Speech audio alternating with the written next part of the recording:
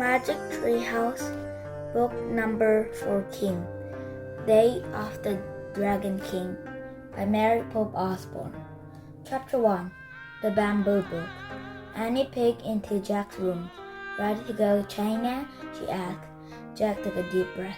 "Sure," he answered. "Bring your secret library card," Annie said. "I have mine in my pocket." "Yep," said Jack. He opened his top dresser drawers and pulled out the thin wooden card. The letter M out on it shimmered in the light. Jack dropped the card into his backpack. Then he threw it in his notebook and pencil. "Let's go," said Annie. Jack pulled out on his pack and followed at her. "What are we in for today?" he wondered. "Bye, Mom," said Annie as they passed their mom in the kitchen. "Where are you going?" she asked. "China," said Annie. "Great," said their moms. She winked at them. "Have fun." "Fun?" thought Jack. He was afraid that fun wasn't quite the right word. Just wish us luck," he said as he and Annie headed out the front door. "Good luck," their mother called. If only she knew we weren't pretending, she whispered to Annie. "Yeah," said Annie, grinning. Outside, the sun shone brightly. Birds sang, cricket chirped. Jack and Annie walked up their street toward the Frog Creek woods. "I wonder if the weather will be this nice in China," Annie said. "I don't know. Remember, Morgan says this would be very scary adventures," said Jack. "There's always scary," said Annie. "But we always meet animals who help us, or people." "True," said Jack. "I bet we met someone great today," said Annie. Jack smiled. He was starting to feel excited now instead of scared. "Let's hurry," he asked. "Let's hurry," he says. They ran into the Frog Creek woods. They slipped between the tall trees until they came to the huge oak. "Hello," came the soft voice they knew well. They looked up. Morgan was peering down from the magic treehouse. "Ready for your next missions as Master Librarian?" she asked. "Yes," said Jack and Annie. They grabbed the rope ladder and started up. "Are we still going to China?" asked Annie when they had climbed into the treehouse. "Indeed," said Morgan. "You're going to ancient China. Here is the title of the story you must find." She held up the long, thin strip of wood. It looked like a ruler, except it has a strange writing on it instead of number. "Long ago, the Chinese discovered how to make paper. It was one of the world's most important discoveries," said Morgan. "But you are going to the time earlier than that, to the time when the books were written on bamboo strips like this one." "Wow," said Annie, pointing at the picture on the bamboo. "So this is Chinese writings?" "Yes," said Morgan. "Just as we have letters. Chinese writing is made of many characters. Each one stands for different things or idea. Those characters are title of an ancient Chinese legend. You must find first writing for the legend before the Emperor Library is destroyed." "Hurry, let's go," said Annie. "Wait, we need our research book," said Jack. "Yes, you do," said Morgan. From the fold of her robe, she pulled out the books. On the cover was the title, "The Time of the First Empire." Morgan handed the book to Jack. "This research book will guide you," she said. "But remember, in your darkest hour, only the old legends can save you." "But we have to find it first," said Annie. "Exactly," said Morgan. She handed Jack the bamboo stripes, and he slipped into his pack. Jack pushed his glasses into place, then pointed at the cover of the research book. "I wish we could go there," he says. The wind started to blow. The treehouse started to spin. It spun faster and faster. Then everything was still. Absolutely still. Chapter 2. the coward. Oh wow, Annie says. Those clothes feel so soft. And look, I have a pocket for my secret library card. Jack opened his eyes. The clothes had magically changed. There was no longer were jeans, t-shirts, and sneakers. Instead, they had on baggy pants, loose shirts, straw shoes, and round hats. Annie's shirt has a pocket in it. Jack saw that his backpack has become a roll clock sack. Instead, there was his research book, his notebook, his library card, and bamboo strips. Cow, said Annie, looking out the window. Jack looked out too. The treehouse had landed in the lone trees in the sunny field. Cow gazed, and the young man stood watching over them. At the edge of the field was a farmhouse. Beyond the house was a walled city. It looked so peaceful, said Annie. You can never be sure, said Jack. Remember, Pompeii looked peaceful before the volcano went off. Oh yeah, said Annie. Let's see what the book says, said Jack. He reached into his sack and pulled out the Chinese book. He opened it and read aloud. Over 2,000 years ago, China was ruled by its first empire.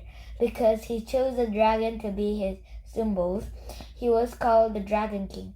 In China, dragons are seen as brave and powerful creatures. Dragon King? That sounds a little scary, said Jack. I like his outfit, said Annie. Next to the writing was a picture.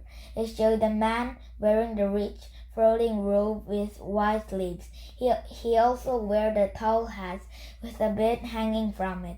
Jack pulled out his notebook and wrote, First Empire called Dragon King. The books we need must be in the Dragon King's library, said Annie. I bet this palace is in that city. Jack looked up. Right, he says. And that's how to get there. He pointed across the field to the dirt road that led to the walled city. Good plan, said Annie. She climbed out of the treehouse and started down the rope ladder.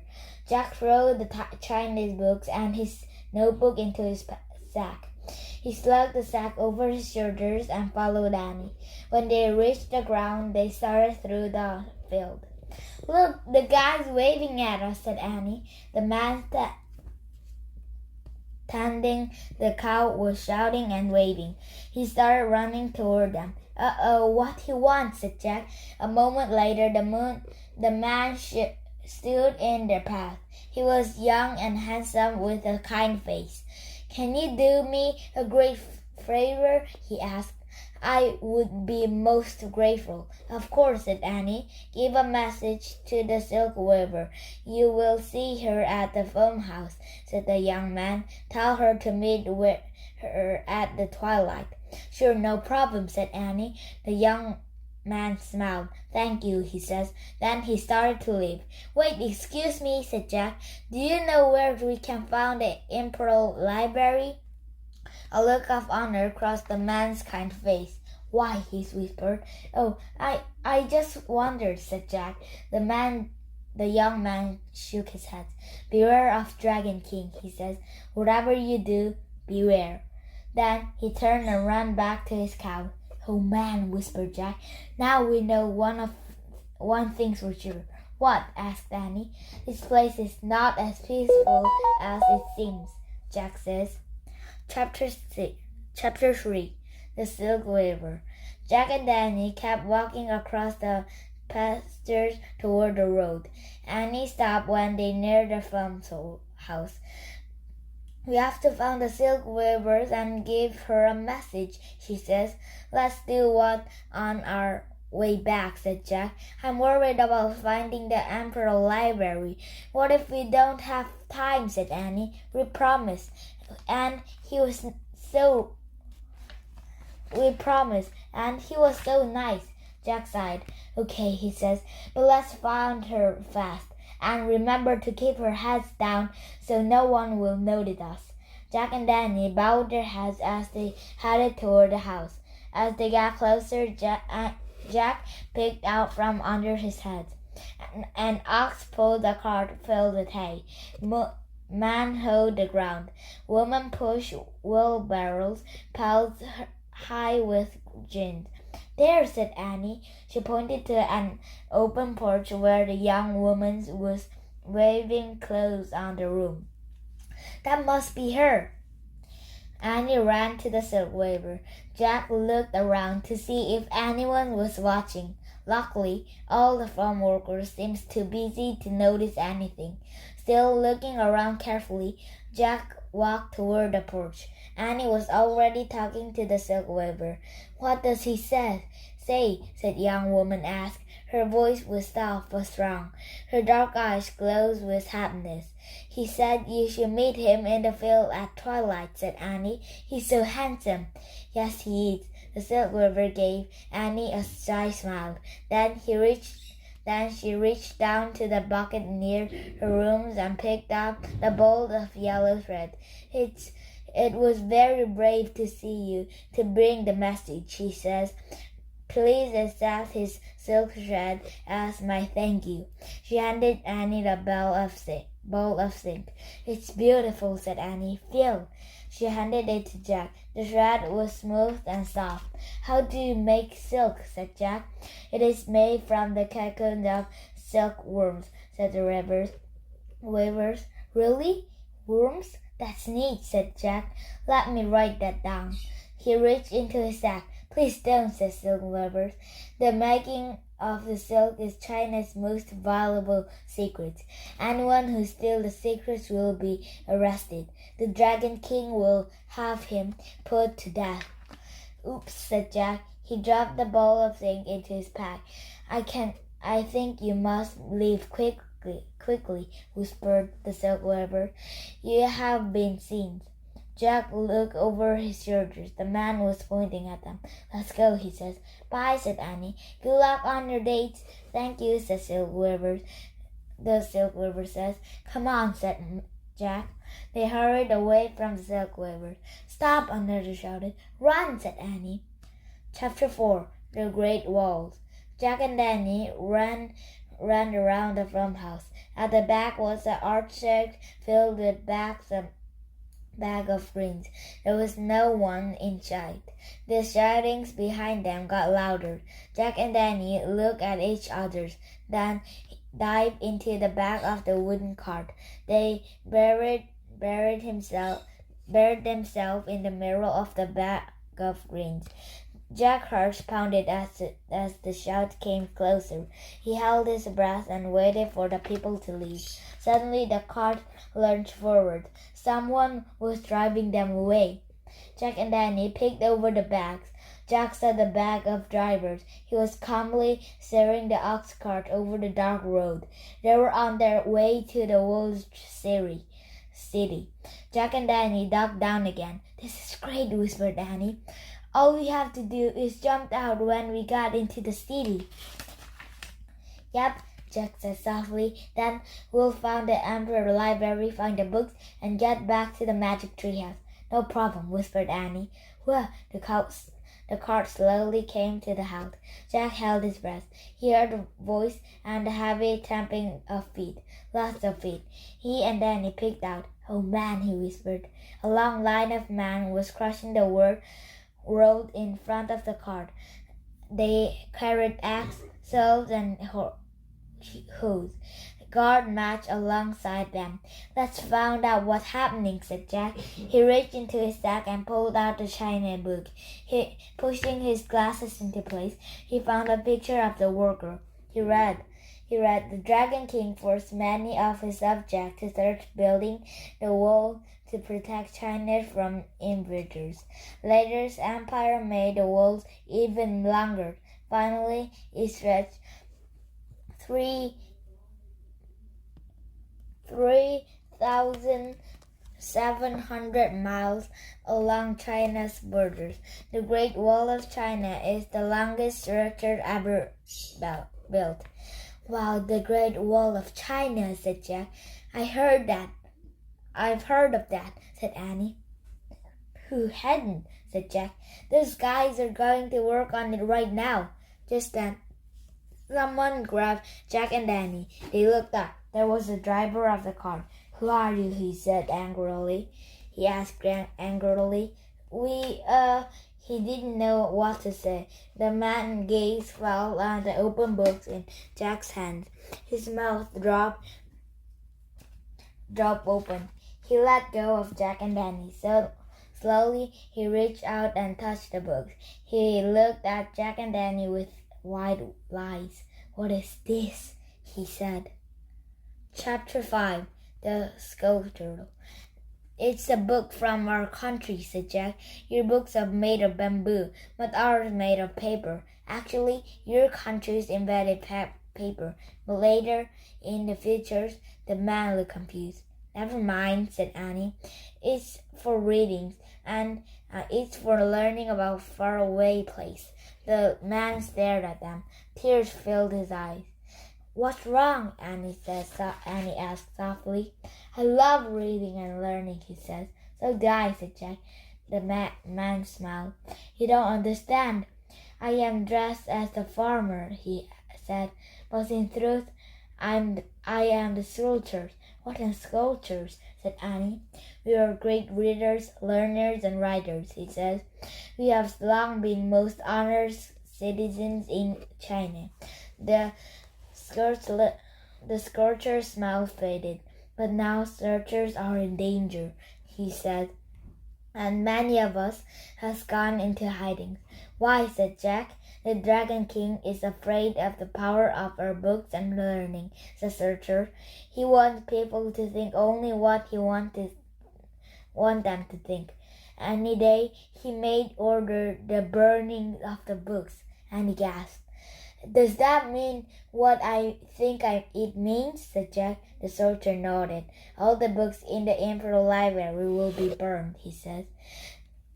"That's rotten," said Annie. "Indeed it is," the soldier said quietly. "Listen, we have a mission to get the books from the library," said Jack.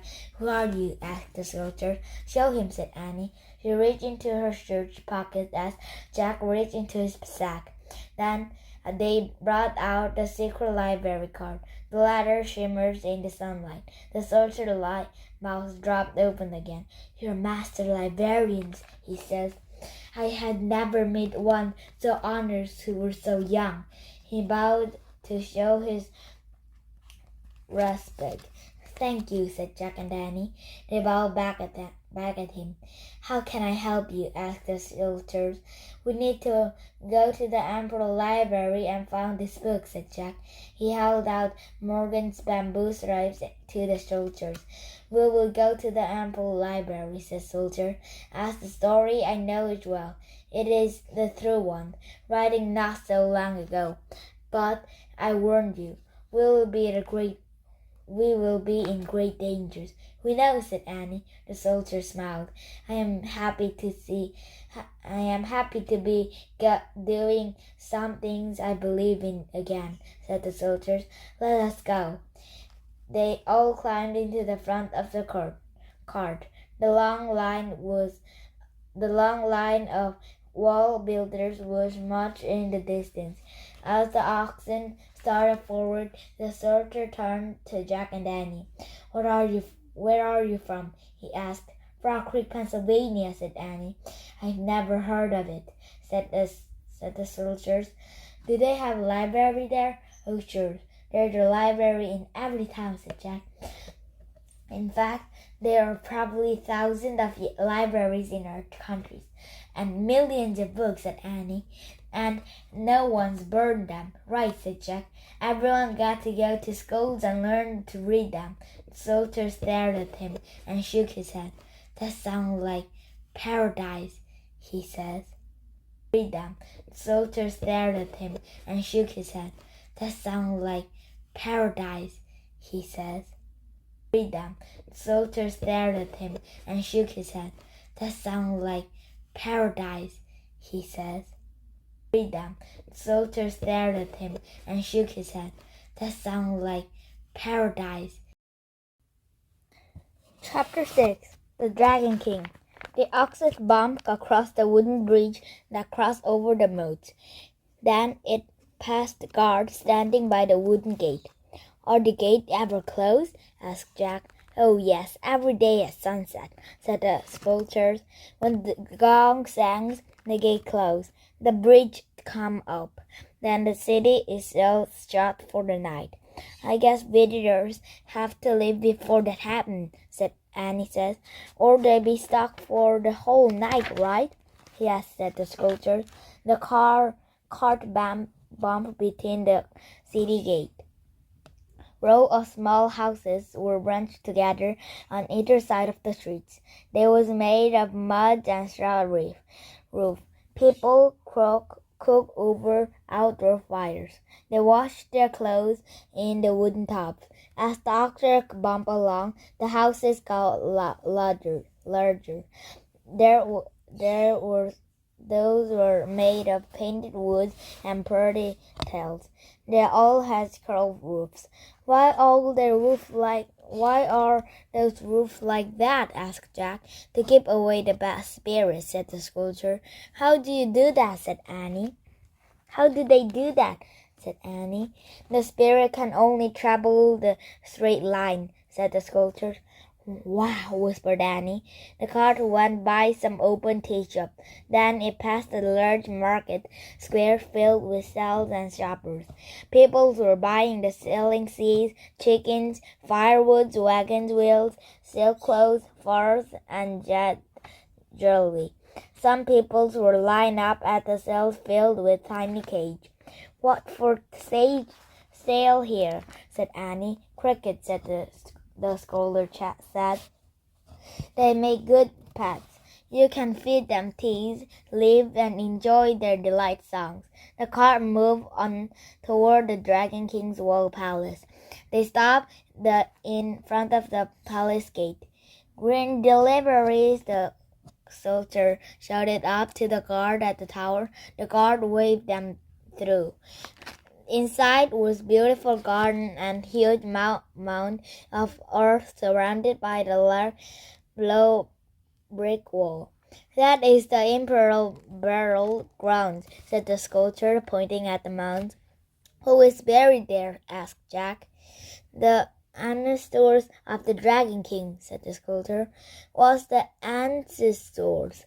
Annie asked. "They are the people in your family who lived before you," said the sculptor. "Someday the Dragon King himself will be buried there. 300,000 workers has been building his very thumb." "Oh, man," said Jack. He looked over his shoulder at the burial ground. He wondered why it took so many workers to build the tombs. "No," said the sculptor. Jack whirled around. "What's wrong?" he asked, the sculptor pointing at the palace courtyard. The dark cloud of smoke was rising into the sky. "Fire," said the sculptor. The books," said Jack. "Hurry," said Annie. The sculptor snapped the reins. They often turned up the stone path. Then the cart rolled into the courtyard. Soldiers were everywhere. Some threw wood on the huge bonfire. Others were carrying bamboo straps on the streets, stairs that led from the palace. "Are those books?" asked Jack. "Yes, the stripes are tied together into the different bundles," moaned the sculptors. "Each bundle is a book." "Look," said Annie, pointing to the palace entrance. Stepping outside was a man in the rich, rolling robe and a tall hat. Jack knew at him once. The Dragon King. Chapter 7. The Burning of the Book. The Dragon King watched the bonfire as it blazed up toward the sky. Around the fire, the air was thick and woolly. Bamboo books were stuck behind the fires, waiting to be burned. "Hurry," said the sculptor. They jumped down from the cart and joined the crowd by the bonfire. The Dragon King shouted to the soldiers, soldiers. They began throwing the books into the fires. The bamboo crackled as it burned. "Stop!" cried Annie. Jack grabbed her. "Quiet!" he said. Annie pulled away. "Stop!" she shouted again, but her voice was lost in the noise of the rolling fire. "There's your story," said the soldiers. He pointed to the bamboo book that had fallen off the wedding stock. "I got it," said Annie. She dashed over the books. "Annie!" cried Jack, but she had already snapped up the bundle of bamboo strips and was charging back at them. "Got it, quick! Put it in your sack," she says. Jack put the bundle of bamboo stripe in his sack. Then he looked around fiercely. He gasped. The Dragon King was glaring at them. Then he handed their way. "Seize them! Seize them!" the Dragon King shouted. "Run through the burned ground," the soldier said to Jack and Danny. "The soldier will be afraid to follow. The first the fiercest are the ancestors." "Thanks," said Jack. "Thanks for everything." "Good luck," cried Annie. Then she and Jack took off, soldiers shouting after them. An arrow whizzed by, but Jack and Danny kept running. They ran down the path to the very ground. They jumped over the low brick walls and ran between the huge mound of earth. Suddenly, arrows filled the air around them. The archer was shooting from the tower. "Look!" cried Jack. There was a doorway in one of the mounds. Jack and Danny dug inside. Then there was a long hole lit with oil lamps. "It's so quiet," said Annie. She walked down the passageway. "Hey, there's some stuff here." "Don't go any farther," said Jack. "Why not?" said Annie. "We don't know what's down there," said Jack. "This is the barrel tombs, right? It's creepy." "Let's just take a quick look," said Annie. "Maybe it's the way out of here." Jack took a deep breath. "You might be right," he says.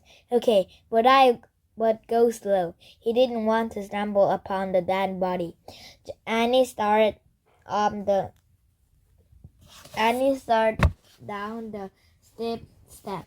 Jack followed. The lamp lit near their way as they kept going down and down. Finally, they reached the bottom. Jack blinked. Even though oil lamps glow everywhere, it was hard to see at first. Then, when Jack's eyes got used to the strange light, his heart nearly stopped. "Oh man," he breathed. There was a room filled with soldiers, thousands of them. Chapter 8. The Tomb. Jack and Danny still froze. The silent soldier did too. Finally, Annie spoke. "They're fake," she says. "Fake?" whispered Jack. "They're not real," she says. "They look real," said Jack. Annie walked straight toward the front row of the soldiers. Jack held his breath. Annie pulled the soldier's nose. "Fake," she says. "Oh, brother," said Jack. He walked over the soldier and touched his painted face. It was hard as stones. "It's amazing," Jack said. Annie nodded. "It's like a museum." She walked down the road between two lines of soldiers. "Wait, this is spooky," said Jack. "What is this place?" He put down his sack and pulled out the china book. He found a picture of the frozen army and read aloud.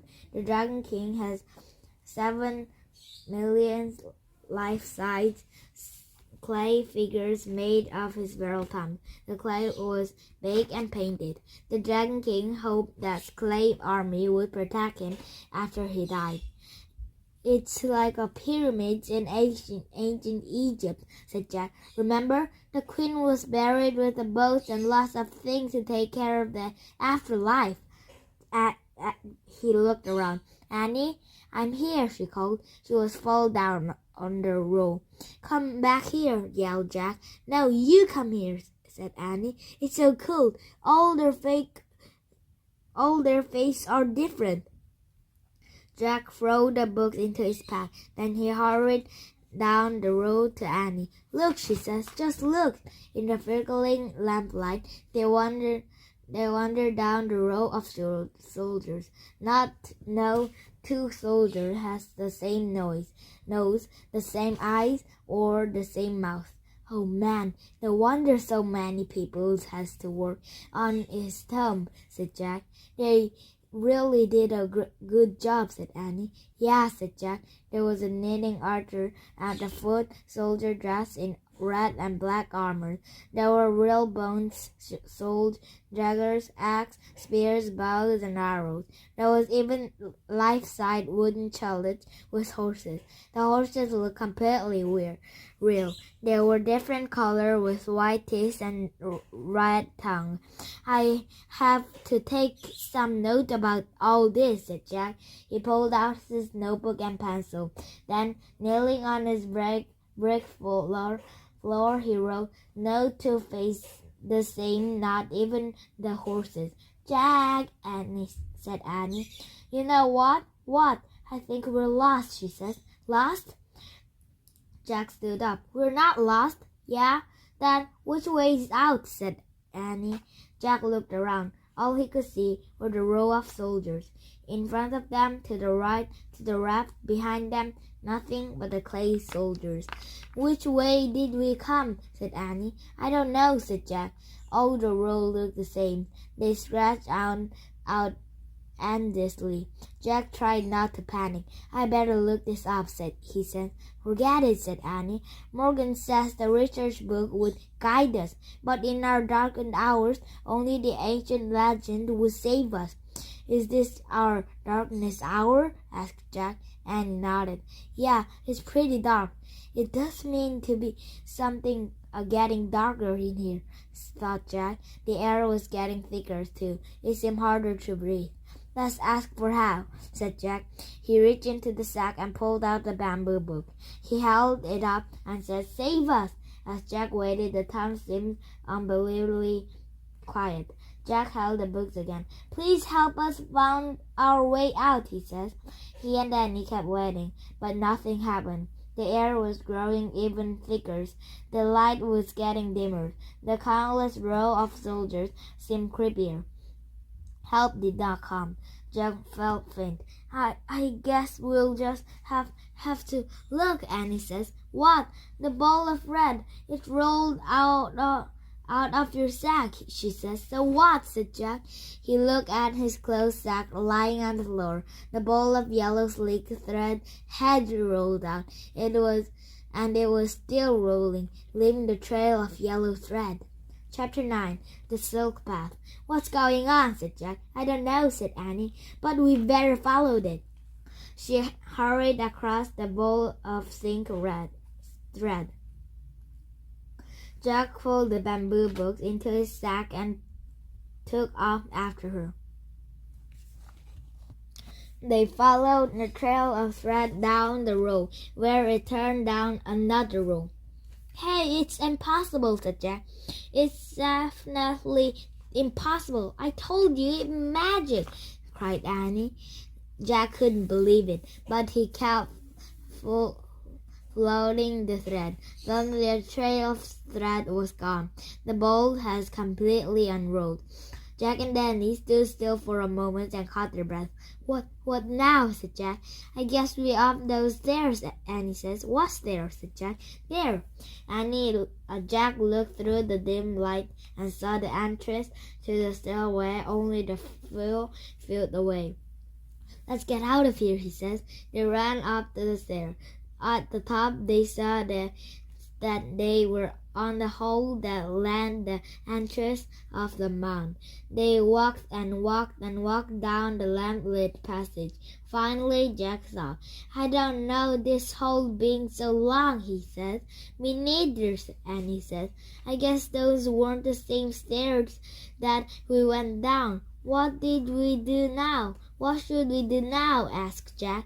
We better keep going, said Annie. Yeah, we don't have much choice, said Jack. They started walking again. They rounded the corners, came to the corridor. Oh, great, said Annie. Wait, we don't know what's on the other side, said Annie. Go slow, be careful. Okay, said Annie. Slowly and carefully, she opened the door. Then she peeked out. Yippee, she said softly. Annie stepped into the fading daylight. Jack stepped out after her. The sun has gone down. They were standing outside the gate of the Dragon King Palace. They could see the market not far away. The stalls were closing for the day. "We're safe," said Annie. Jack breathed a huge sigh of relief. Just then the gang sounded. It was coming from the tower of the city walls. "Oh man, they were going to close the gate," said Jack. He clutched his axe and they took off. They charged up the streets. Then they ran past the market. They ran past the rich houses, past the poor houses. Their saw shoes fell down, but Jack and Danny kept running barefoot. Just as the wooden gate started to close, they tore through them. They charged through the bridge and kept running up the dirt road past the farmhouse and through the field. By the time they reached the trees, Jack lurched at. His heart pounded. His feet burned. He followed Annie up the rope ladder. When they got inside the treehouse, Jack gasped. "Let's go home," he said, out of breath. He reached for the Pennsylvania book.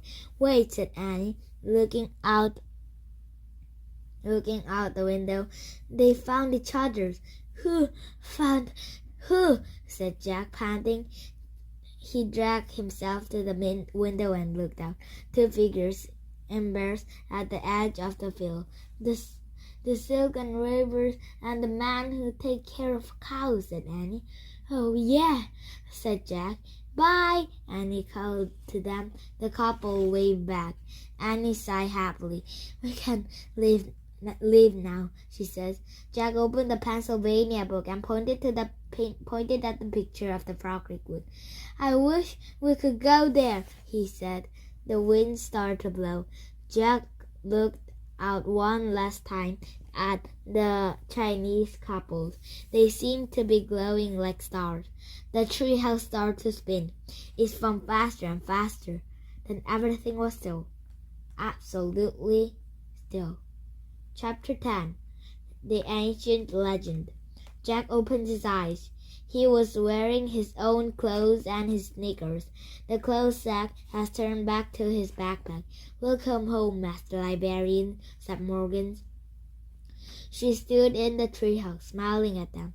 "Hi," said Annie. "He brought you the Ancient Legend," said Jack. "Wonderful," said Morgan. Jack reached into his pack. He took out the Chinese book. Then he pulled out the bamboo book. He handed them to Jack. "What's the legend about?" said Annie. "It's called the Silk Weavers and the Cart-Herd," said Morgan. "It is a famous Chinese tale." "Guess what, Morgan?" said Annie. "We actually met them. We helped them get together." "Oh, did you?" said Morgan. "Yes," said Jack. "The Silk Weavers, ball of silk, save us." "What does the legend say about them?" asked Annie. "It says that long ago they were heavenly beings who lives in the sky," said Morgan. "When they came to earth, they fell in love." "That's when we met them," said Annie. Yes, I imagine so," said Morgan. "The books you bought back tell about their happiness on earth, but I'm afraid the later legend tells us that when they returned to the sky, the king and queen of the skies spirited them by a heavenly river called the Milky Way." "Oh no," said Annie. "They got back together once a year," said Morgan. "On that night, birds make a bridge in the sky over the Milky Way." Jack and Danny gazed up at the bright summer sky. "Go home now," said Morgan. "Come back 2 weeks from today. Now you're going to find the books in the country of Ireland over 1,000 years ago." "That sounded like fun," said Annie. Morgan frowned. "I'm afraid it was a very dangerous time," she said, "for Viking rangers attacked the sea coast." "Vikings?" said Jack. "He had enough danger to last a long time." "Don't worry about it now," said Morgan. "Just go home and rest." Jack nodded. I will. I try, he said, pulling on his backpack. Bye, said Annie. See you in 2 weeks. Thank you for your help, said Morgan. Anytime, said Annie. They headed down the rope ladder. From the ground, they waved at Morgan. Then they started for home. As they got to the edge of the woods, Annie stopped. Listen to the cricket, she said. Jack listened. The cricket chirp sounded louder than usual. Their ancestors live in the time of the Dragon King, said Annie. Oh, brother, said Jack. Right now, the grown-ups all are telling the little crickets a legend, said Annie. Yeah, sure, said Jack. A legend passed down from their ancestors, said Annie. Jack smiled. He didn't want to admit it, but the cricket noise did sound like storytelling. He could almost hear them saying, Dragon King, Dragon King, Dragon King. Jack, Annie, came the voice. It was their mothers calling them. The spell was broken. The cricket stories were just plain old cricket sound again. Coming, Jack shouted. Jack and Annie ran down the streets and across their yard. Did you have a good time in China? Their mom asked. It was pretty scary, said Annie. We lost in the town, said Jack, but we were saved by an ancient book. Their mom smiled and shook her head. My, books are wonderful, aren't they? She said. Yeah, said Jack and Annie, and they followed her inside.